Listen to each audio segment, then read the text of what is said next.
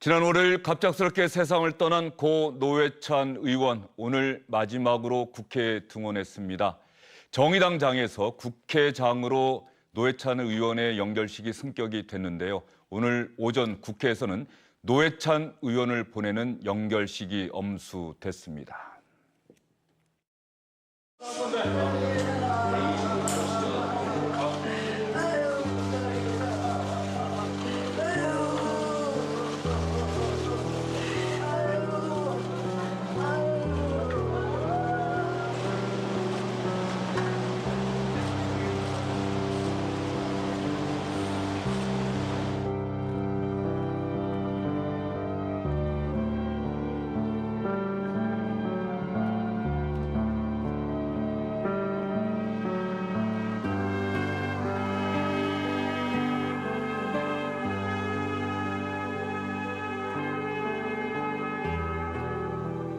노회찬 의원님, 제가 왜 이 자리에 서 있는 것입니까? 어떻게 하다가 이 자리에서 노회찬 의원님을 떠나보내는 연결사를 읽고 있는 것입니까? 실감이 나지 않습니다. 믿고 싶지 않습니다. 노회찬 의원님, 당신은 정의로운 사람이었습니다. 당신은 항상 시대를 선구했고 진보 정치의 상징이었습니다. 약자와 노동자, 서민의 버팀목이 돼주셨습니다. 노회찬 의원님, 이제 평생을 짊어지셨던 무거운 짐을 내려놓고 영원한 평안을 누리십시오. 부디 영면하소서.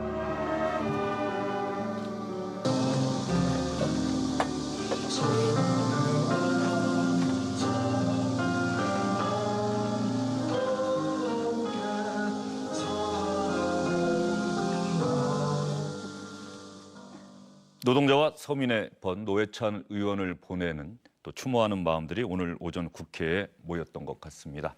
이상일 전 국회의원, 김성환 시사평론가, 인관계 SBS 논설위원과 함께 노회찬 의원의 연결식, 그리고 노회찬 의원은 과연 어떤 정치인이었는지, 앞으로 노회찬 의원이 가고 난 뒤에 우리의 정치는 어떻게 바뀌어야 하는지, 어떻게 바꿔야 하는지를 집중적으로 얘기해 보도록 하겠습니다.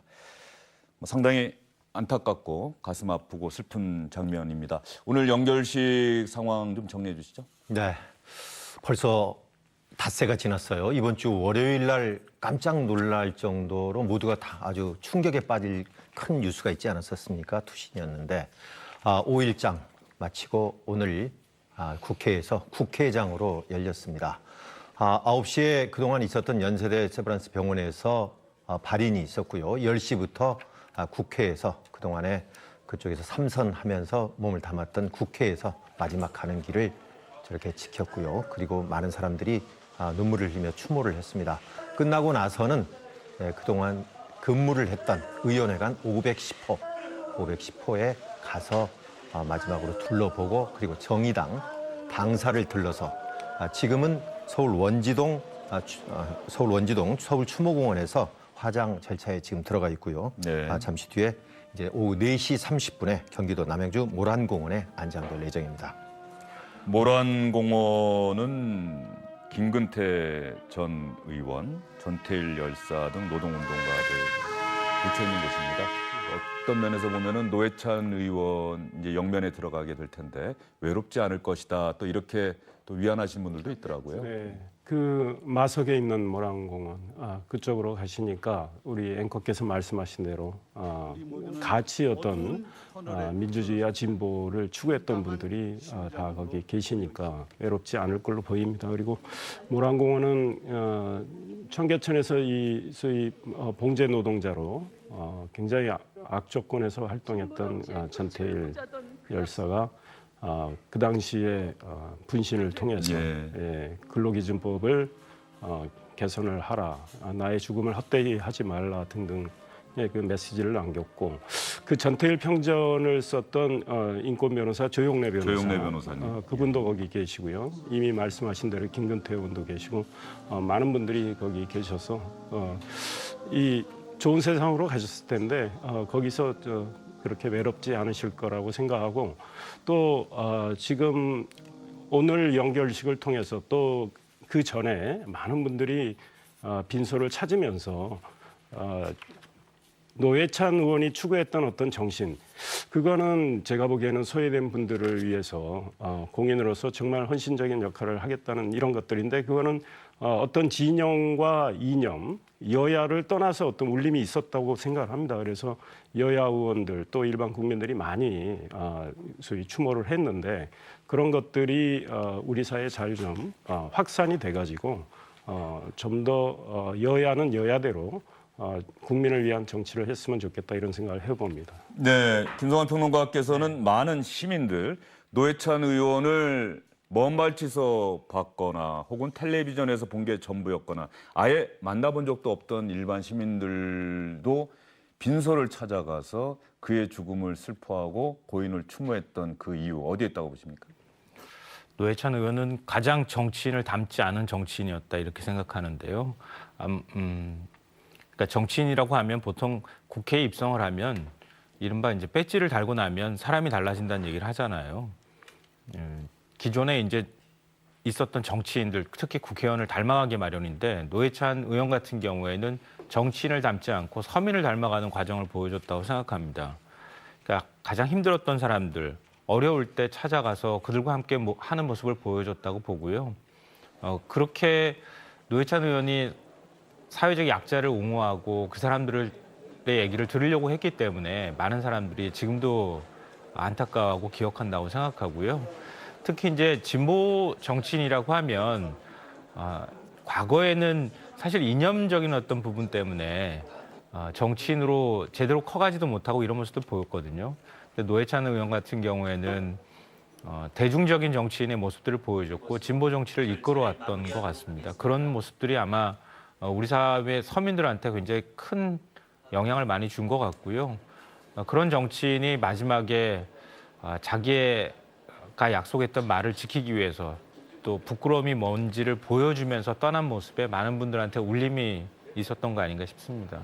예, 오늘 연결식 장면 보다 보니까 화면 한번 보여주시겠습니까? 미안합니다, 감사합니다, 사랑합니다. 이어가겠습니다. 오늘 연결식 때 고인의 영정을 든 분이 누군가 했더니 노회찬 의원의 비서실장, 정의당 원내대표 비서실장을 보냈던 지금은 또 다른 분이 들고 계신 것 같은데 조카가 아닐까? 장조카 분인가요? 네, 노선덕 씨인가요?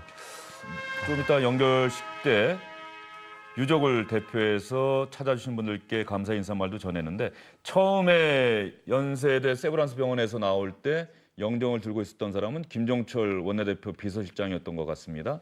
이 김종철 비서실장 말씀을 드리는 이유가 자유한국당의 곽상도 의원이 노회찬 의원이 갑작스럽게 세상을 떠난 후에 노회찬 의원을 좀 조롱하는 듯한 글을 올려서 좀 문제가 됐던 것 같습니다.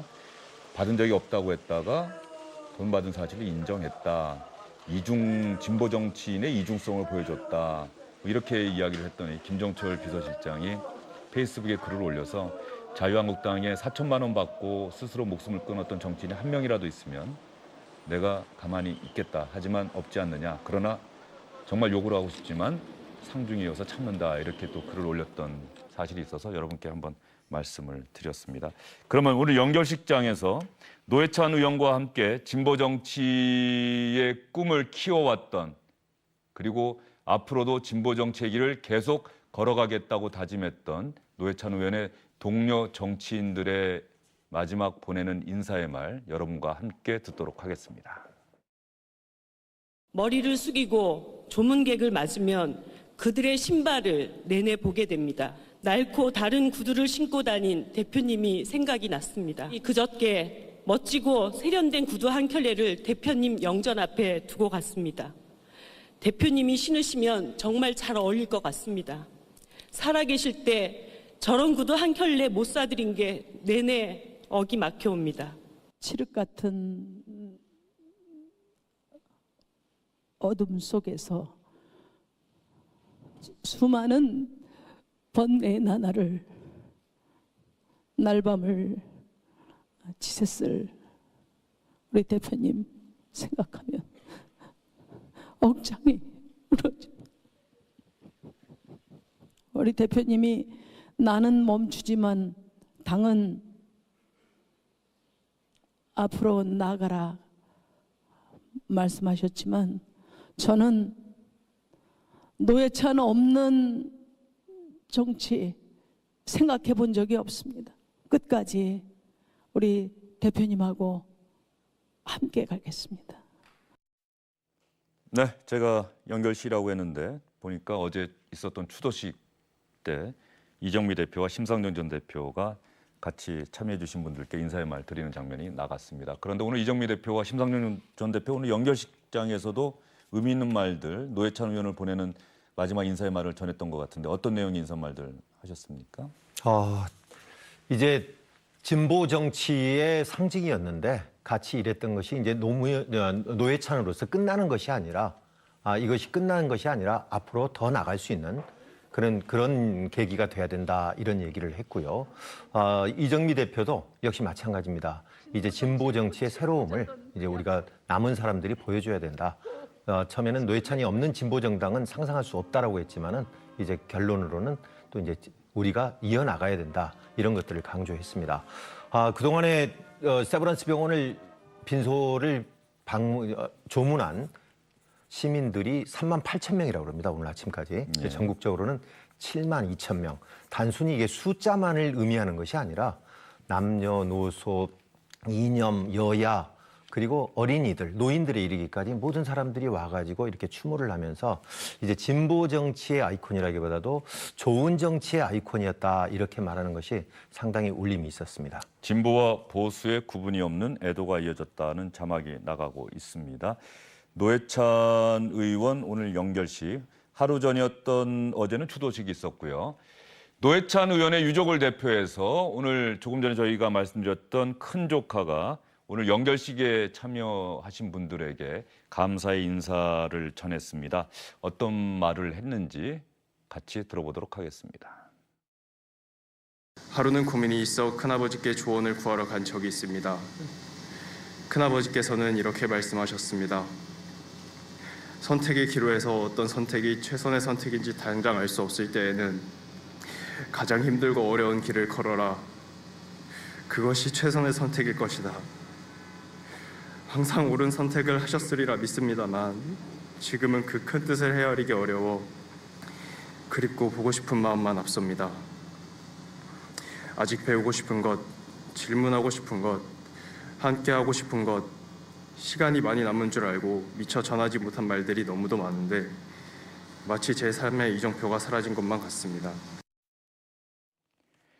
예, 보통 유족 하면은 가족이 나와서 인사말을 해야 될 텐데 큰 조카분이 나오셨는데 네, 노회찬 의원은 올해 62살인데도 이제 자녀가 없어서 사람들이 왜 그러는가 하고 의문을 갖는 분들이 많은데 노회찬 의원이 결혼을 좀 늦게 했습니다. 운동하고 노동운동하고 그러다 보니까.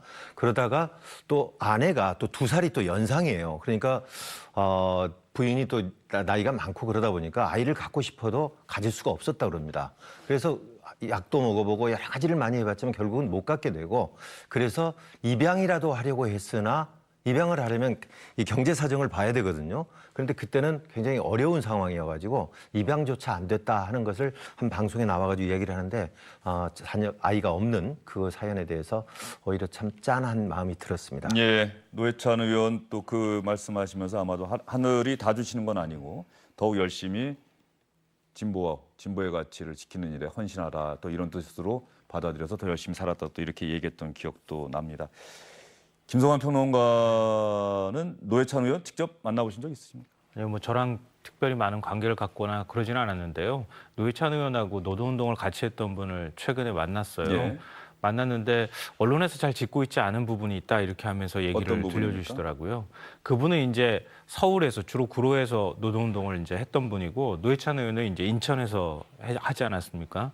근데 심상정 의원도 이제 서울에서 했는데 다른 이제 진보 정치를 하다가 지금 국회에 들어오신 분들은 주로 노조의 조직적인 힘을 받아서 또 지원을 받아서 지금 국회에 들어온 분들이 많습니다. 근데 노회찬 의원 같은 경우에는 그런 지원을 별로 못 받았다는 거예요. 그러니까 어떻게 보면 순전히 자신의 힘으로만 국회에 입성을 했던 경우에 해당된다. 같이 노동운동을 했다 하더라도 예. 그런 면에서 노회찬 의원은 참 대단한 사람이다 이렇게 얘기를 하더라고요. 그러니까 사실은 이 80년대 노동운동에 투신하셨던 분들이 노동자 정치 자력화를 굉장히 많이 이제 정치 자력화를 위해서 노력을 많이 했거든요. 그러니까 그렇지만 사실은 실패를 했습니다. 실패하고 난 다음에 그래도 기성 정치권에서 뭔가 진보 정치 운동을 해야 되겠다고 해서 만든 게 이제 진보 정의당에서부터 시작해가지고 지금까지 이제 정의당까지 오는 이제 이런 과정을 겪었는데 그 사이에 사실은 굉장히 많은 실패의 경험들을 갖고 있습니다. 그리고 많은 사람들이 실패하고 또 그 자리를 떠나기도 했는데 노회찬 의원은 그 자리를 꿋꿋이 지켜서 지금까지 있었거든요. 그래서 이제 진보 정치의 상징이라는 표현을 하는데 그런 노회찬 의원이 갑작스럽게 이제 이런 일에 연루가 되면서 스스로 이제 그 극단적인 선택을 할 수밖에 없었던 것에 대해서 많은 분들이 좀 안타까워하는 것 같고요. 당시에 노동운동 하셨던 분들도 일부는 이제 본인 스스로가 말을 하는데 마음을 바꿔서 보수 정치권으로 들어가기도 하고 진보 정치권에 남아있기도 했는데 노회찬 의원만큼은 그렇지 않았다고 하는 점을 꼭 만약에 TV에 나올 기회가 있으면 얘기를 좀 해줬으면 좋겠다 이렇게 부탁을 하시더라고요. 예. 오늘 김성환 평론가께서 또 분명하게 그 부분 말씀해 주셨으니까 많은 분들이 또 새로운 사실을 또 알게 된 것 같습니다. 심상정 전 대표가 오늘 연결식에서도 이야기를 했고 싫습니다. 이게 꿈이었으면 좋겠습니다라고 이야기를 했던 대목도 참 가슴에 와 닿고요. 또 노회찬 의원과 함께 진보 정치의 길을 걸어왔는데 함께 진보 정치의 끝을 보자던 그 약속 꼭 지켜내겠습니다. 정의당이 노회찬과 함께 기필코 세상을 바꿔내겠습니다라고 다짐을 했습니다. 정의당이 노회찬 의원이 세상을 떠난 이후에 정의당 앞으로 어떤 정치를 해나갈지 많은 분들이 또 그 부분에 관심을 갖고 있는 것 같은데. 정의당으로서는 앞으로 많은 고민을 할 수도 있겠다 이런 생각하는데 지금 모든 국민들이 관심 있게 바라보고 또 당원 가입하는 분들도 늘고 있고요. 또 후원하는 분들도 많아지고 있기 때문에 더 잘해야 되겠다는 생각을 할 것 같습니다. 그래서 정의당으로서는 제가 약간의 충고를 드린다면 분명한 정체성은 지키고 또 진보 정치의 길을 가시되 조금 스펙트럼을 좀 더 열려 있고 좀 넓게 가셨으면 어떨까 하는 이런 생각이 듭니다. 예컨대 노회찬 의원께서 그날 돌아가시는 그날 당 회의에 참석하기 위해서 써놨던 글을 보면 최저임금 문제와 관련된 것도 있고 한데 지금 최저임금과 관련해서 정말 음식점을 하는 분들 또 영세 상공인들 굉장히 어려운 상황입니다. 그러니까 그분들도 우리나라 국민이고 사실은 서민입니다. 그런데 이분들에 대한 관심을 보다 좀 더 적극적으로 기울여지고 그다음에 소위 정의당을 많이 지지하고 있는 우리의 양대 노총 이 노총은 사실은 이 뭐 어떤 기득권 측면에서는 많은 문제 지적을 하고 있습니다. 그래서 어떤 노동개혁도 정의당이 좀 주도를 해나간다면 오히려 노총과 대화가 더 잘 될 수도 있겠다. 그래서 정의당이 앞으로 어떻게 해나갈지는 지켜봐야 되겠지만 진보 정치의 그 길을 그대로 계속 가시면서도 소위 좀 더 스펙트럼을 넓혀서 소외된 분들이 사실은 굉장히 많기 때문에 그들을 좀 이렇게 챙기는 그런 정치를 했으면 좋겠다 이런 생각합니다. 그런 면에서 보면은 노회찬 의원이 정치를 해왔던 스타일 또 정의당, 진보 정치를 국민에게 좀 더 가깝게 다가가게 하는데 노회찬 의원의 역할이 정말 컸던 것 아니겠습니까? 네, 맞습니다. 그러니까 노회찬 의원의 그 말과 행동 자체가 진보 정치를 보여줬었다고 생각이 되거든요. 노회찬 의원이 그렇게 얘기를 했다고 하죠. 배우 박중훈 씨한테 나는 말보다는 글보다는 행동을 더 좋아한다 이렇게 얘기를 했거든요. 그러니까 노회찬 의원은 사실 국회의원이라고 하면은 국회 안에서 뭔가를 만들고 국회 안에서 기성 정치를 하는 것처럼 세력 싸움을 하고 권력 투쟁을 하는 이런 방식보다는 우리 사회 약자 있는 곳에 먼저 달려가서 그 사람들을 대변하는 역할을 더 많이 했고요. 그런 부분들이 아마 지금 많은 분들한테 굉장히 인상 깊게 남은 것 같고 또 그걸 표현하는 방식이 이 과거에는 누구를 타도하자, 누구 어떻게 해라 이렇게 과격한 표현으로 많이 이제 나왔는데 그게 아니고 그걸 해학적으로 표현했던 방식 그리고 촌철살인으로 표현했던 방식 이런 것들이 많은 국민들한테 기억으로 남는 것 같습니다. 근데 저는 방금 전에 이제 정의당의 말씀을 좀 어떻게 할 건지 뭐 이런 그 말씀을 말씀은 해주셨는데요. 제가 요 추도식 장면 좀 보여드리고 네. 나서 마지막에 한 번 더 질문을 드리도록 할게요. 어제 추도식 조금 전에 김성환 평론가 말씀하셨는데 영화배우 박중원 씨도 참석을 했었고요. 유시민 전 장관도 참석을 했습니다. 유시민 작가, 지금은 작가라고 부르는 게 더 맞을 것 같은데요. 노회찬 의원에게 형이라고 이야기를 하면서 눈물을 감추지 못했습니다. 다음 생에서 또 만나요. 우리에게 다음 생이란 없다. 저는 그렇게 생각하면서 살아왔습니다. 지금도 그렇다고 믿습니다. 그렇지만 다음 생이 또 있으면 좋겠습니다. 그때 만나는 세상이 더 정의롭고 더 평화로운 곳이면 좋겠습니다. 회찬이 형, 늘 형으로 여겼지만 단 한 번도 형이라고 불러보지는 못했습니다. 오늘 처음으로 불러볼게요. 형, 다음 생에는 더 좋은 곳에서 태어나세요. 다음 생은 저도 더 좋은 사람으로 태어나고 싶어요. 그때는 만나는 첫 순간부터 형이라고 할게요. 잘 가요. 회찬이 형. 가장 최근에 뵌 게 1월 달에 지인과 함께 소주 한 잔을 했습니다. 그때 제가 웃으면서 술이 조금 올라서 우스갯소리로 형님 왜 이렇게 잘생기시고 멋있어요? 했더니 껄껄껄 웃으시면서 내가 원래 멋있고 잘생겼어 하시면서 그 여유롭게 웃어넘기시던 모습이 지금도 생생한데 그게 마지막으로 뵌 모습이었습니다. 형님, 저 주문이에요. 듣고 계시죠? 형님 그리워요. 근데 더 절망스러운 거는 이 그리움이 점점 더 커질 것 같아요. 예, 모두가 노회찬 의원을 그리워하고 있는 것 같습니다. 노회찬 의원의 어제 추도식에도 참 많은 분들이 참석을 했던 것 같은데 네. 노회찬 의원이 생전에 어떤 삶을 살아왔는지를 우리가 이런 추도식과 연결식 장면만 보더라도 짐작할 수 있을 것 같습니다. 그렇습니다. 어제 연세대 대강당에서 있었는데 1,600석이 가득 차고 계단까지도 꽉 찼는데 굉장히 숙연하고 아주 경건한 분위기 속에서 진행이 됐습니다. 특히 노회찬 의원의 생전의 영상이 나올 때는 아주 눈물바다가 됐는데 추모 영상이 나올 때요. 앞서 봤던 유시민 전 작가죠 지금. 그래서 거기서 한 얘기가 내가 회찬이 형을 좋아했던 것은 완벽한 사람이어서가 아니라 좋은 사람이었기 때문에 내가 좋아했다 하는 얘기가 굉장히 가슴에 와닿았고요. 박중훈 씨는 14년 전에 영화 배우로서의 팬과 그리고 정치인으로서의 유권자로서 이렇게 지인의 소개로 만났다고 그래요. 그때부터 굉장히 친하게 지내면서 선거 때 같이 도와주기도 했고 그렇게 하면서 형님 아우하면서 굉장히 가까이 지냈는데 이렇게 황망한 죽음을 당해서 굉장히 가슴이 아프다 이런 얘기를 했습니다. 네, 늘 강인한 모습을 보였던 심상정 전 대표가 어제 추도식 때는 결국 눈물을 참지 못하는 모습이 조금 전에 영상에 나왔었습니다. 김성환 평론가 아까 말씀하셨던 정의당이 앞으로 어떤 길을 걸어가야 할지 노회찬 의원이 정의당에게 어떤 과제를 남기고 떠났다고 보시는지 한번 말씀해 주시죠. 네, 저는 정의당에 대한 얘기를 하고 싶었던 건 아니었고요. 네. 오히려 민주당에 얘기를 해주고 싶었습니다.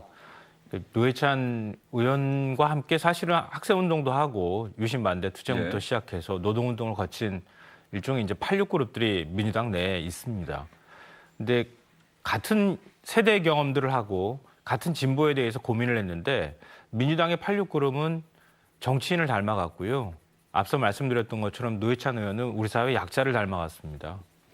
그 86들이 지금 어떤 역할을 하고 있는가를 생각해 봤으면 좋겠다. 결국 같은 지향을 갖고 왔지만 그 지향에서 진보라는 이름을 달고 있는 것은 정의당밖에 없고 민주당은 기성 정치권을 점점 닮아가서 보수화 경향을 계속 보여왔다는 거죠.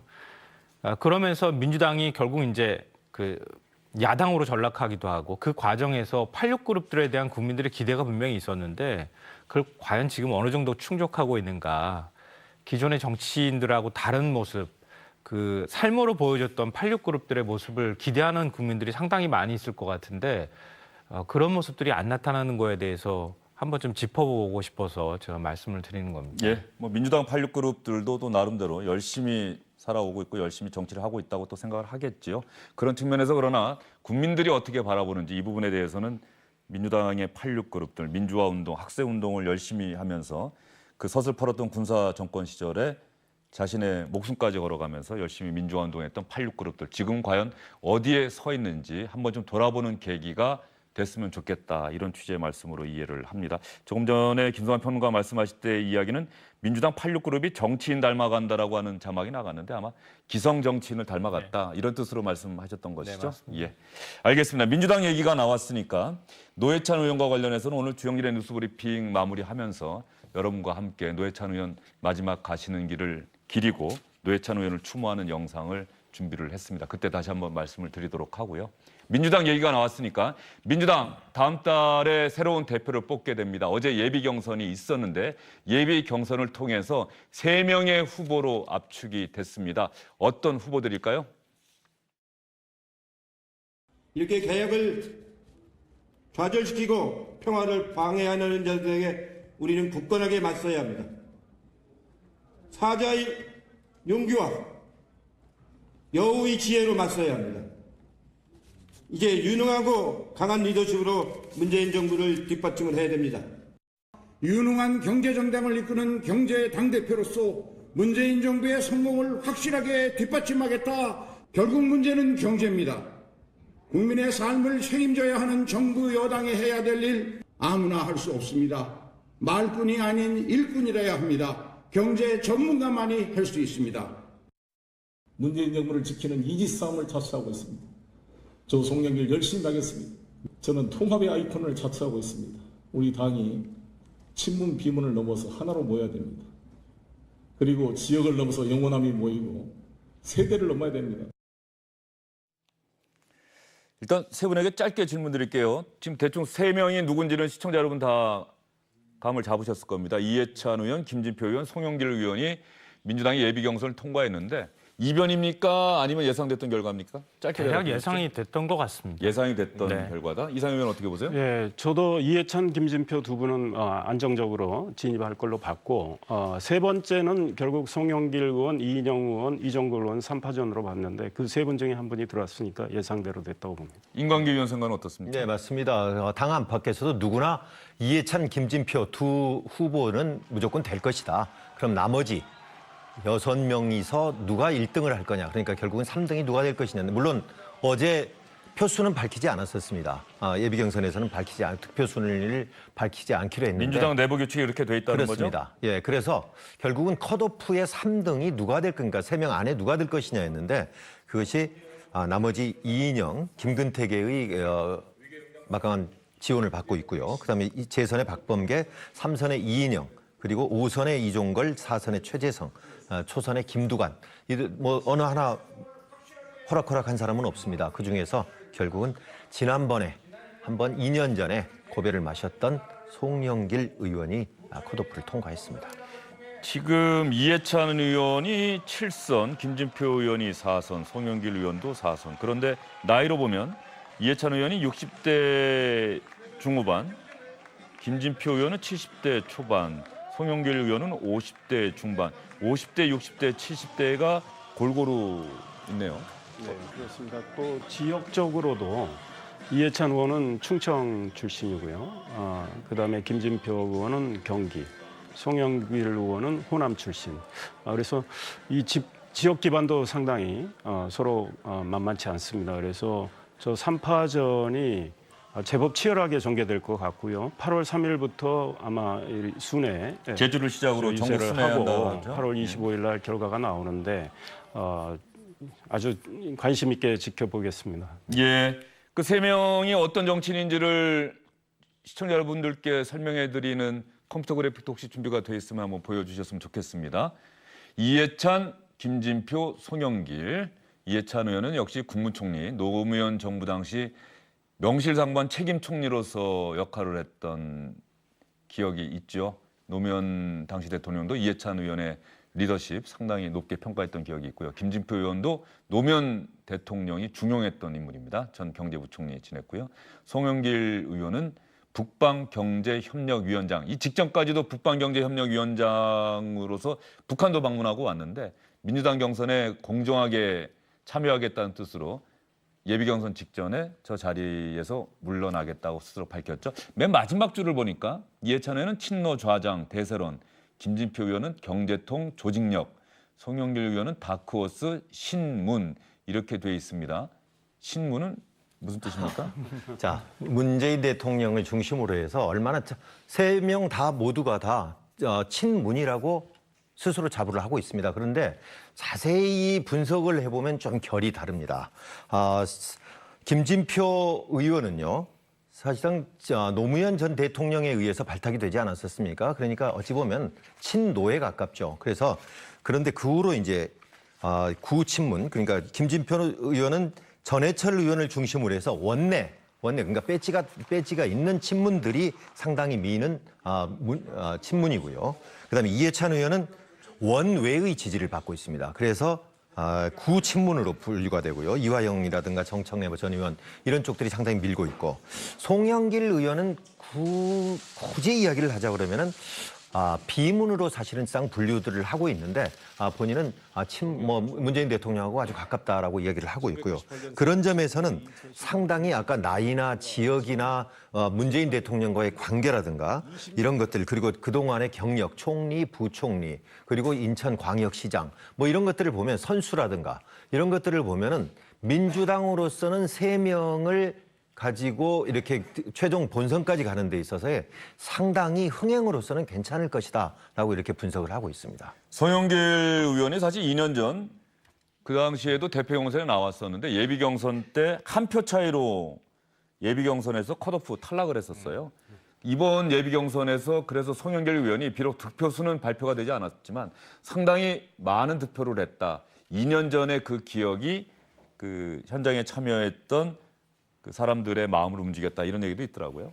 발표는 하지 않았지만 굉장히 많이 받았다고 하는 그런 이제 표수도 지금 돌아다니고 있는 상황입니다. 그만큼 사실 송영길 의원이 절치부심으로 당대표 선거를 굉장히 오랫동안 준비를 했어요, 보니까. 그리고 이제 호남 쪽의 지원을 좀 받은 측면이 있고요. 사실 또 한 번 컷오프 되면 진짜 망신이라는 얘기가 그 송영길 의원 쪽 그 일종의 이제 캠프를 꾸리지 않습니까? 당대표 선거를 할 때도 그쪽 인사 입에서 또 나오기도 하더라고요. 아마 이번에 이제 2명, 이해찬, 김진표 의원 같은 경우에는 컷오프를 통과할 것이라는 전망이 많았는데, 송영길 의원이 여기에 이제 3명 중에 1명으로 들어갔던 이유는 그런 이제 동정표의 어떤 것도 있고, 굉장히 오랫동안 성실하게 당대표를 준비한 측면도 있고 그런 것 같습니다. 앞으로 민주당 전당대회에서 대표 경선 어떤 방식으로 치러지게 됩니까? 일반 국민 여론조사의 비중이 줄어들었다라고 하는 얘기를 제가 봤는데 말이죠. 그렇습니다. 지금 했던 것은 국회의원하고 원외 그리고 광역 기초단체장 하는 400여 명밖에 안 됐었거든요. 그런데 다음 달 25일 날 하게 되는 본선에서는 방법이 전혀 다릅니다. 대의원 투표가 45%고요. 그다음에 권리당원이 ARS 투표가 40%, 그리고 국민 여론조사까지 들어갑니다. 이게 10%, 그리고 일반 당원 여론조사 5%를 반영해서 당 대표를 선출하기 때문에 지금 예비 경선에서 했던 무슨 지역위원장이라든가 그리고 국회의원들 이런 사람들만 잡아갖고는 안 되고 상당히 폭이 넓어지기 때문에 이젠 대중성도 상당히 중요할 것 같습니다. 예, 그럼에도 불구하고 예전에 국민참여 경선, 완전 국민 경선 이렇게 이야기를 했다가 조금씩 뭐라고 할까요? 정확한 지점을 찾아가는 듯한 느낌이 있다라고 하는 평가가 나오는 이유가, 사실 정당 정치라고 하는 게 그 정당에 참여하고 있는 당원과 대의원들의 의사가 무엇보다 중요한데, 지난 한 10년 동안 돌이켜보면은 국민의 뜻이 중요하다면서 그 정당원으로서의 활동을 하지 않은 일반 국민 여론조사가 상당히 많이 반영이 됐었는데, 이제 민주당 경선이나 이런 거 보면은 사실상 당원, 대의원, 책임당원이 90%를 차지하는 거예요? 그렇습니다. 그러니까 우리 주연께서 워싱턴에 계셨지만 미국의 선거는 오픈 프라이머리라는 게 있잖아요. 그거는 이제 뭐 모든 국민이 당적을 안 가진 국민도 경선에 참여할 수 있는데 한동안 우리는 뭐 그것이 가장 좋은 방법인 양 그랬지만 지금 민주당 방식은 완전히 다릅니다. 그래서 이미 말씀하신 대로 대의원과 권리당원 비중이 85%입니다. 그다음에 일반 당원 여론조사까지 하면 90%거든요. 그렇죠. 그렇기 때문에 결국은 당의 장악력, 조직력이 강한 분이 당대표가 되게 돼 있습니다. 그래서 결국은 송영길 의원이 매우 선전을 했지만 송영길 의원이 그리고 2년 전엔 비문으로 치부가 됐는데 그거를 희석하기 위해서 지난 대선 때 문재인 후보 총괄 선대본부장을 했거든요. 그런 면이 있어서 또 이 3파전에 진입을 했는데 아무래도 제가 보기에는 뭐 개인 생각이지만 안 그래도 그 질문 의원... 제가 드리려고 했는데요. 네. 조심스럽게 세 분 어느 후보가 가장 유력하다고 생각하시는지 말씀해 주시죠. 저는 개인적으로 이해찬, 김진표 두 분의 2파전이 될 것 같은데요. 현재는 이해찬 의원이 좀 앞서간다고 봅니다. 다만 지금 이해찬 의원에 대해서 세대교체론이 많이 이야기가 되고 있고 물론 연세는 김진표 의원도 많지만요. 그런데 이해찬 의원은 당의 어른이기 때문에 그리고 지난번 공천을 탈락하셨거든요. 그런데 이해찬 의원은 굉장히 개성이 강한 분이고 리더십이 강합니다. 그래서 이번에 당대표는 공천권을 가진 당대표입니다. 그런데 이해찬 의원이 당대표가 된다. 그러면 떠오는 의원들이나 위원장들이 꽤 있을 것 같아요. 그분들의 거부감이 있을 수도 있고 또 당의 얼굴로 이해찬 의원의 경륜이 있지만 상당히 노회한 이미지가 과연 당의 보탬이 될까 이런 생각을 하시는 분들도 있을 것 같고 김진표 의원은 지금 경제와 민생이 어려운데 경제대표를 내세우는데 그게 통할 가능성도 배제할 수는 없다 이런 생각이 듭니다. 그리고 송영길 의원은 통합대표 그래서 친문 비문 다 함께 가자. 그리고 폐기와 세대교체 그것도 상당히 바람을 불 수 있다 이런 생각합니다. 예, 김성환 평론가는 어떻게 보십니까? 제 민주당 쪽 분들을 만나면은요 이변이 좀 있었으면 좋겠다고 얘기합니다. 근데 그 어떤 분을 이변이라고 제가 말씀드리긴 좀 어려울 것 같은데 너무 뻔한 선거가 되면 이번에 그 전당대회가 사실 흥행하지도 못하고 국민의 관심도 끌지 못하거든요. 그러니까 이번 당대표가 사실은 차기 총선의 공천권까지 행사할 수 있는 굉장히 중요한 자리고 문재인 정부 중반을 넘어가고 이제 후반까지 당대표로서 이 문재인 정부 성공을 좀 뒷받침해 줘야 되는 역할도 있기 때문에 당에서 뻔한 결과를 가지고 뭔가 하기보다는 좀 새로운 바람을 일으켜줬으면 좋겠다. 이런 바람들이 많이 나오는 것 같고요. 이해찬 의원 같은 경우에는 사실은 이제 그 가장 당내에서 걱정하는 부분은 대중성에 관한 부분인 것 같아요. 국민들이 볼 때 이해찬 의원이 당대표로 앉아있을 경우에 뭘 하더라도 과거에 때 총리 있을 때 굉장히 좀 날카롭게 각을 세우는 모습들이 인상이 많이 남아있거든요. 근데 이런 상황에서 문재인 대통령을 적극 지원한다고 하는 것 때문에 야당하고 각을 세우기 시작하면 좀 부담스럽지 않겠냐 이런 평가가 좀 있고요. 김진표 의원 같은 경우에는 뭐 경제 문제에서도 뭐 강점이 있다 이렇게 얘기를 하고 법문, 뭐 비문, 친문까지 다 아우를 수 있다고 하는 장점이 있는 데다가 지금 이제 전해철 의원 쪽에 지원을 받고 있기 때문에 또 유리하다 이런 평가도 있고요. 또 송영길 의원 같은 경우에는 지금 뭐 바람을 일으킨다고 표현하기엔 좀 어려운 측면이 있기는 하지만 그동안에 준비도 많이 해오고 그랬기 때문에 송영길 의원도 그렇게 뭐 만만치는 않을 거다라는 얘기가 있습니다. 예, 인광 의원 어떻게 보십니까? 네, 저는 제 생각보다도 저희 들어오기 전에 이제 민주당의 의원들 몇 명에게 전화를 해봤습니다. 당내 분위기가 제일 중요하기 때문에요. 자, 어떨 것 같냐 그랬더니 물론 자기가 누구를 지지하느냐에 따라서 약간의 좀 생각들이 좀 다르겠습니다만 제가 종합을 해보건데 지금 분위기로서는 과연 결국은 문심, 우리가 말하는 문재인 대통령의 문심이 어디로 갈 것이냐가 상당히 중요하다. 물론 내놓고 문재인 대통령이 누구를 지지한다라고 할 리는 전혀 만무하지만은 어쨌든 최종적으로는 그게 중요하지 않겠느냐. 그렇다면은 이해찬 의원이 하기에는 상당히 그동안의 당청 관계에서 당이 좀 밀리고 있다라고 했던 것에서 그런 점에서는 당이 상당히 이제 청과의 대등한 관계로 갈 것이다. 그렇다면 문재인 대통령 입장에서 그걸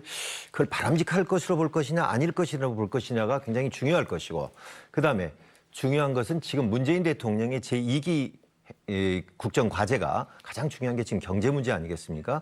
그런 점에서는 김진표 의원 쪽으로 상당히 그쪽으로 이제 무게를 실어주는 사람들이 있고, 그래도 또 반면에 송영길 의원 쪽은 결국은 선거라는 건 표거든요. 누가 예. 지명하는 게 아니기 때문에. 그래서 상당히 호남세를 많이 아우르고 있고, 그리고 특히 86그룹, 이른바 86그룹들의 젊은 층들의 지지를 받고 있기 때문에 이건 선거는 만만치 않다, 이렇게 분석을 하고 있습니다. 이해찬 의원은 노무현 정부 명실상부한 책임 총리로서 이미 자신의 정치력을 국민들에게 확인을 해줬던 적이 있지요. 김진표 의원은 경제부총리, 교육부총리 두 차례나 부총리를 지내면서 행정력 인정받았고 경제 문제에 강점이 있다. 또 친화력이 상당히 뛰어난 분이다, 이런 평가를 받고 있고요. 송영길 의원은 86그룹이고 연세대학교 총학생회장 출신이죠. 그리고 인천에서 국회의원을 해서 인천시장까지 지냈고 정말 공부를 열심히 해서 중국어가 아주 능통하고 영어도 잘하고 늘 공부하는 정치인이다, 또 이런 평가를 받고 있습니다. 3명 가운데 과연 다음 집권당 민주당의 대표는 누가 될지 앞으로 한 달 동안 전국의 관심이 민주당 대표 경선에 모아질 것 같습니다. 다음 소식으로 넘어가 보도록 하겠습니다. 먼저 영상 보고 여러분과 이야기를 나눠볼 텐데요. 어제 저녁 서울 광화문의 한 호프집으로 가보겠습니다.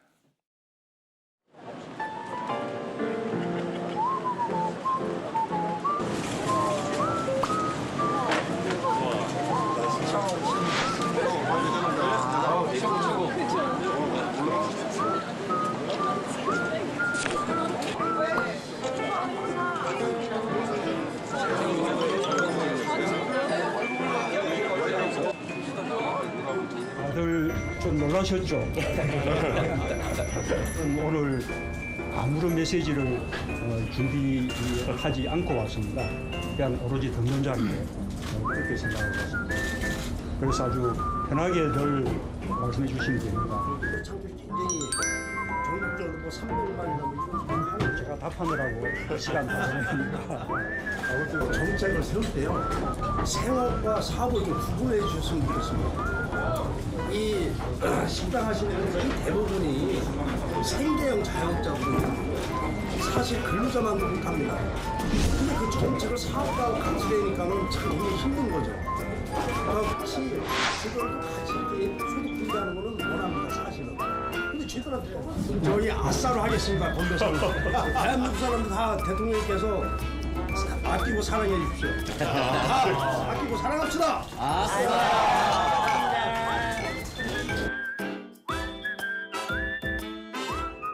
아싸라는 건배사를 또 하나 저도 배웠습니다. 원래는 아사인데 아싸라고 발음을 해야 되겠군요. 예. 문재인 대통령이 광화문에 가서 퇴근길 시민들 또 자영업자분들 목소리를 들은 모양입니다. 그렇습니다. 퇴근길 국민과의 대화라는 제목으로 해서 원래 저 자리에 한 20명 가까이가 각계각층들이 이렇게 모여 있었거든요. 그래서 호프 미팅을 하겠다. 그런데 대통령과는 전혀 참석자들한테는 이야기하지 않고 아마 고용노동부 장관이라든가 또는 중소벤처기업부 장관 이렇게 같이 올 것이다라고들 다 이렇게 알고 있었는데 깜짝 놀랍게도 대통령이 나타난 겁니다. 그러니까 거기 참석자들은 깜짝 놀라서 굉장히 반가워했고, 거기에는 말씀드린 대로 편의점이라든가 서점 이런 자영업자, 그런 소상공인, 그리고 청년 구직자, 그리고 근로자 이런 사람들이 있었고요.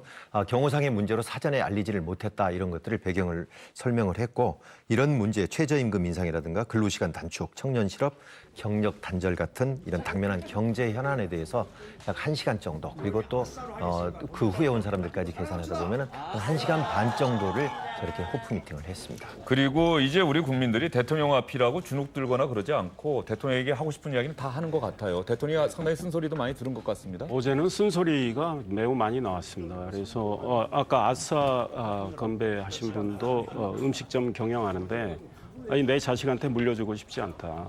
정말 힘들다. 우리도 생계형 자영업자인데 관심을 가져달라, 이런 이야기했고, 그 도시락 배달업체 운영하시는 분도 이 알바를 쓰기 위해서 공고를 내는데 도대체 오는 사람이 없다. 게다가 근로시간 단축으로 다들 퇴근 일찍 하니까 야식 도시락 배달하는 게 확 줄었다 하면서 굉장히 어려움을 토로를 많이 했습니다. 그리고 또 청년들은 취업 문제에 대한 이야기를 많이 했고요.